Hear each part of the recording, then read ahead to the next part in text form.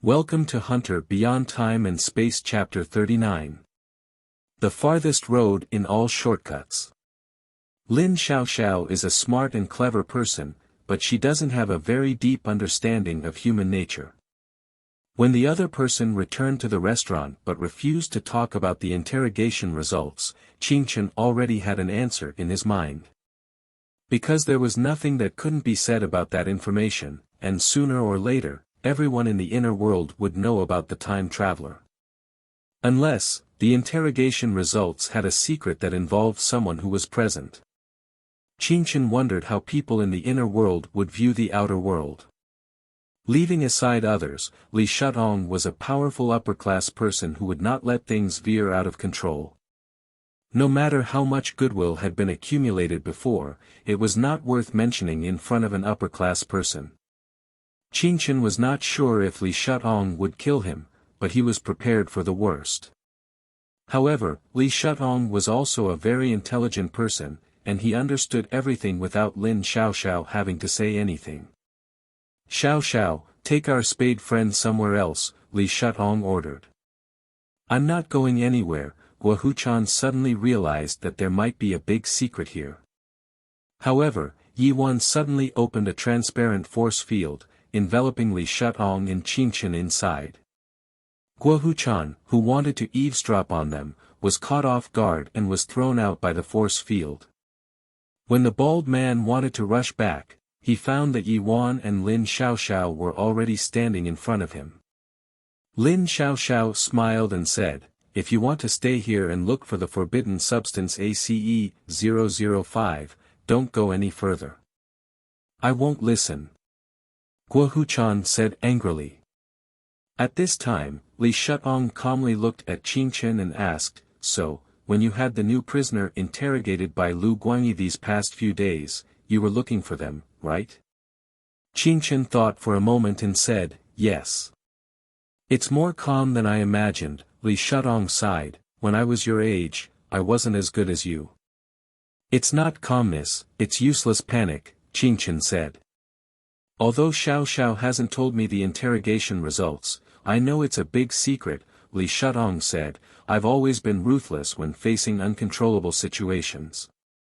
"Have you ever thought that you might not live to see tomorrow?" "Yes," Qingchen looked around. The fascinating steel dome reflected the shiny black metal storm, and the mechanical prison guards scattered throughout the prison stood holding their guns stupidly. There were also the grinning prisoners, as well as the limping and grimacing newcomers. Qingchen was not sure if he could still see all of this, so he wanted to take a few more looks. He suddenly looked down and smiled at Li Shutong. "It's been quite pleasant to be together these few days. If possible, I would like to get to know you again. You beat me in chess on the first day, so I still owe you a request." "You can ask for it at any time," Li Shutong said. Qingchen thought for a moment. "Can we play farewell again? Aren't you exchanging your own life for it?" Li Shutong laughed. "I don't need to exchange my life, and even if I did, I wouldn't be able to," Qingchen said. "Okay, I've always liked your bravery. This song is my gift to you, and you can ask for that request anytime." Li Shutong had Yi Wan bring him a harmonica. The farewell song was like a gift Qingchen gave to himself, and the melodious melody made the atmosphere of the prison more peaceful. "Thank you," Qingchen said. After speaking, he returned to his cell alone and lay quietly on the cold bed waiting. Time passed slowly. From day to night. Qingchen heard the broadcast reminding all prisoners to return to their cells, and then one by one, the alloy gates closed, and the hydraulic sound ended the hustle and bustle of the 18th prison for the day. Everything was isolated. The next moment, the entire prison suddenly plunged into complete darkness. Then, the alloy gate of Qingchen's cell opened again. In the darkness, someone put a black hood on him and took him somewhere.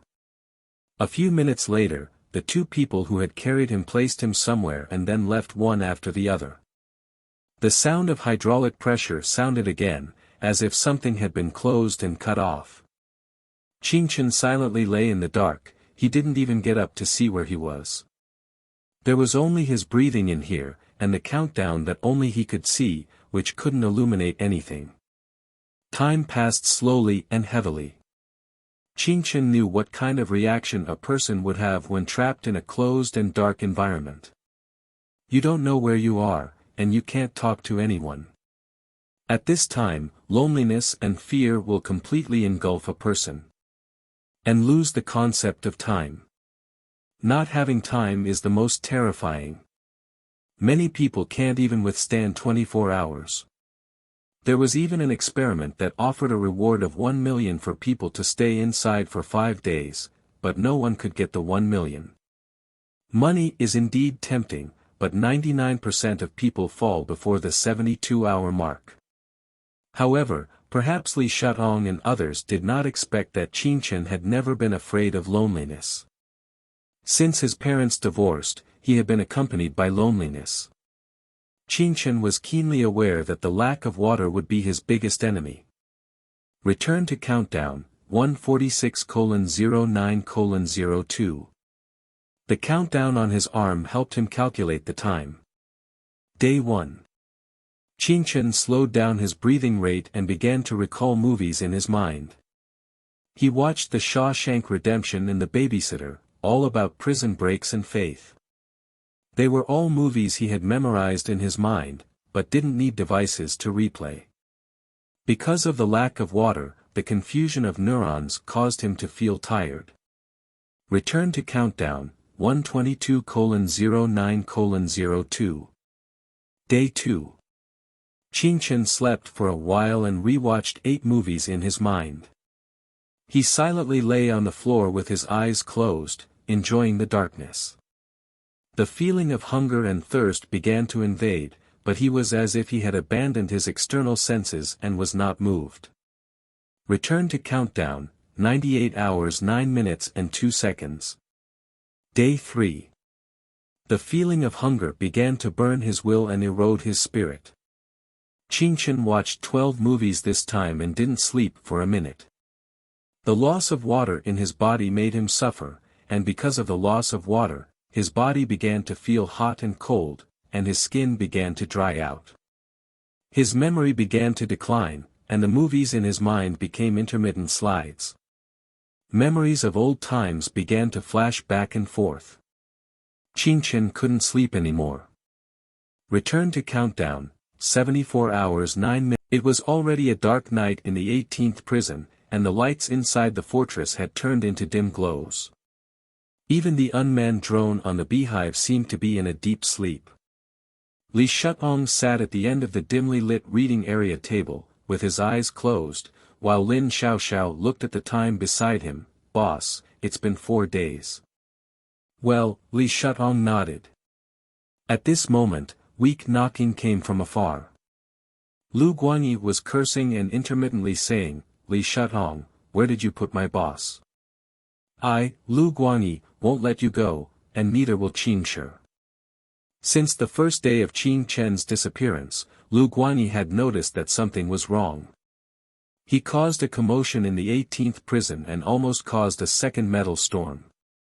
As a result, Qingchen disappeared for 4 days, and Lu Guanyi was also imprisoned for 4 days. It wasn't until the 4th day that Lu Guanyi finally calmed down a bit. Lin Xiaoxiao ignored Lu Guanyi's cursing and continued, "Boss, Qingchen hasn't said a word in 4 days, nor has he shown any signs of breaking down. He is an extremely clever person. He slowed down his breathing rate from the first day to avoid rapid loss of water, so it's not surprising that he made it through the 4th day," Li Shuang said. "Even so, it's rare for someone to silently endure for 4 days without drinking water. He doesn't seem to be suffering from torture, but rather waiting. But he hasn't had water for 4 days already, he'll die if he doesn't drink it soon," Lin Xiaoxiao said anxiously. "Boss, you value talent, so let him go." Lin Xiaoxiao, who had always disliked Qingchen's arrogance, was actually pleading for him now. Because he also knew what Qingchen was going through. Suddenly, Yi Wan spoke up, "Boss, the black room may not have any effect on him. Let him out. However, Li Shutong thought for a moment and unexpectedly said, water torture. Boss, he's extremely dehydrated now. As soon as he sees water, he'll instinctively drink it. He'll die that way, Lin Xiaoxiao said anxiously. Water torture involved covering a cloth over the prisoner's face and pouring water onto it. It was like a one-way valve. Water continuously flowed in, but the cloth prevented the prisoner from spitting it out. Thus, they could only exhale once. Even if they held their breath, they still felt the air being sucked out, like a vacuum cleaner. Lin Xiaoxiao knew very well that normal people could not withstand water torture, let alone a person who had been thirsty for 4 days. However, Li Shutong seemed to have made up his mind. Life and death depend on his own choice. If he hasn't seen true death, how can he walk my path? Li Shutong asked calmly. Countdown, 50 hours 9 minutes and 2 seconds. The 5th day. The black room was opened, and Qin Chen, who was completely motionless, was carried out. Someone placed him on a chair and covered his face with a thick towel. Cold water was poured onto the towel, cutting off all oxygen and vitality. Qin Chen sat quietly on the chair, resisting the urge to drink water and not letting himself be destroyed by the temptation in front of him. Beside him, Lin Xiaoxiao and Yuan exchanged glances. They did not expect that Qin Chen would still be able to maintain a clear will at this point, knowing what he was facing and using his final will to fight for a chance to survive. Qin Chen felt water flowing into his nostrils and filling his body. He felt like he was dreaming. As a child, he held hands with someone in his dreams, and that hand was warm and soft. In the park. It seemed like warm seawater enveloped his body under the sunshine, and golden sunlight slowly churned.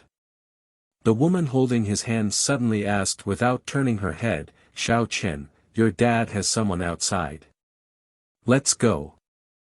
Mom, I want to eat sugar-coated haws, he whispered to the woman in front of him. The woman turned her head and looked at him for a long time with red eyes. Okay, Mom will buy you sugar-coated haws. The woman went to buy sugar-coated haws for him, saying, Xiao Chen, you eat your sugar-coated haws here. Mom will go to the bathroom. However, the woman never came back. Qin Chen waited from noon until sunset. He started to cry, but crying was of no use. Someone helped him find the police, but Qin Chen did not want to go with them. He believed that his mother would still come back. Until night fell, the woman came back and hugged him, crying out loud. As a child, Qin Chen thought that the other party had just lost their way and had finally found him. During the water torture, Qin Chen's brain gradually became clear. It turned out that he had been abandoned before. It seemed that his strange memory ability was also opened at that time. But having a good memory wasn't necessarily a good thing. He remembered every kind of pain clearly. Clearly. Qin Chen felt his brain lacking oxygen and his limbs twitching. Water began to flow into his lungs, but he still sat there like a sculpture. He didn't struggle or beg. Someone whispered in the darkness, "Come with Mom." Qin Chen responded softly, "No need, Mom."